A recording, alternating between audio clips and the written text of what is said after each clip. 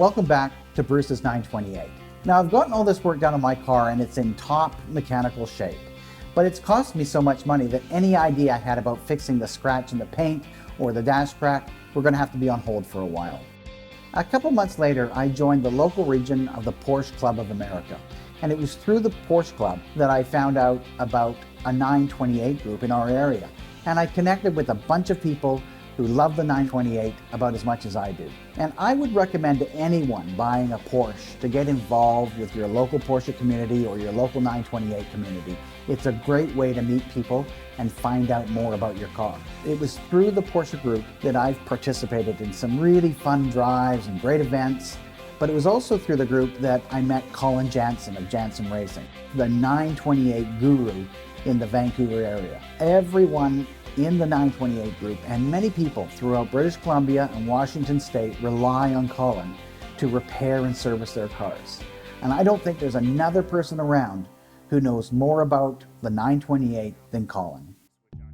I bought my first 928 when I was 19 years old, but before that I had a couple of 924s and 924 turbos, and once I got into the 928 everything just kind of fell into place from there. The engineering of them is just 1,000 times better.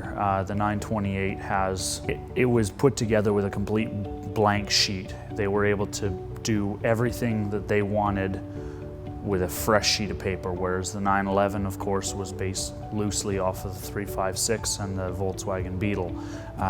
They weren't given a clean sheet to do it the way that it should have been done, whereas the 928 was. For its time, the 928 had an unbelievable amount of advantages and modernization compared to most other vehicles. I mean, from 1978 on, they had power locks, power windows, integrated front and rear bumper covers, which then, of course, if you remember all the vehicles in the 1970s and 80s even, all of them had these big, massive metal bumpers on them, whereas you can see this one is open.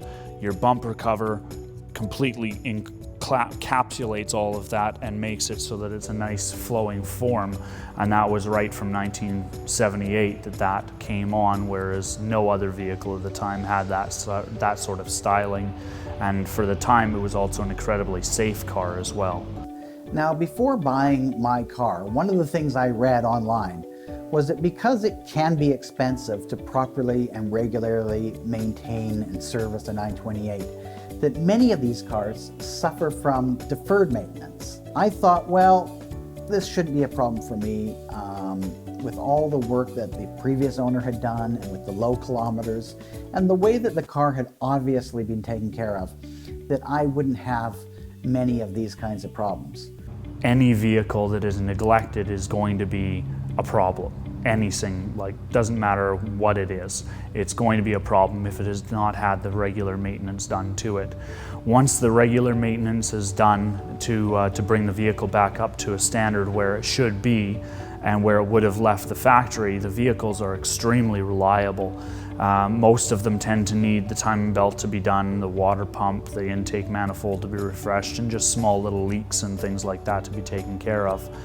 Once all of those items are addressed and brought up to date, the amount of problems that the 928 has are few and far between. Prior to buying any 928, regardless as to what year, condition, etc. it is in, when you see it, you should always have a pre-purchase inspection done by someone who intimately knows a 928 so that they can tell you where the majority of the problems are, what sort of maintenance the vehicle has been lacking, what sort of work that the vehicle is going to be needing. In a way, I'm kind of glad I didn't do that because that might have prevented me from buying the car. And I really feel that I've got a fantastic car, and now that I've done all the maintenance, it's really a great specimen. I have to say that while the work I've done on the car has been expensive, I've really enjoyed the process, and I feel great about the shape that the car is in. Mechanically, it's top-notch, so now it's time to deal with the paint and the scratch. And I've looked at various options as to whether I want to simply do a repair on the scratch or paint the whole thing. I've decided I want to paint the whole thing. And then I also want to do something really special on the interior. So in the next episode, I'm going to take a walk around the car and show you all the things that I want to correct and make better. Until then, enjoy your driving.